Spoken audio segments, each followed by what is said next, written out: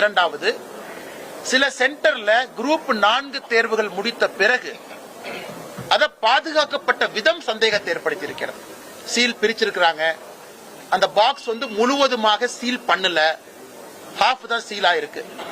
அப்படி இருக்கும் பொழுது அந்த இன்டெகிரிட்டி ஆஃப் ஆன்சர் ஷீட்ஸை முறையாக கொண்டு போய் விவாதிச்சிருக்காங்களான்னு.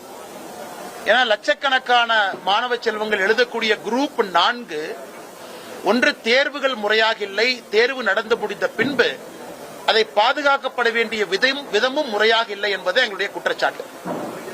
இது இவங்க என்ன சொல்றாங்கன்னா, ஒரு தேர்வு கடினமா இருக்கலாங்கன்னு, அது வேற. ஆனா தேர்வு சிலபஸுக்குள்ள இருந்து வரணும். அதனால இன்னைக்கு திராவிட முன்னேற்ற கழகம் ஆட்சியில் இருக்கிறாங்க. இதுக்கு பதில் சொல்றதை விட்டுட்டு நீ மத்திய அரசு நடத்தக்கூடிய தேர்வுகளை பாரு அப்படின்னு திமுக சில பேர் குற்றச்சாட்டு வைக்கிறாங்க. மத்திய அரசு நடத்தக்கூடிய தேர்வுகள் எது சிலபஸ்க்கு வெளியே வந்திருக்குன்னு சொல்லுங்க. நானே அவங்க சார்பா நானே போராடுறேன், அது வேற. ஆனா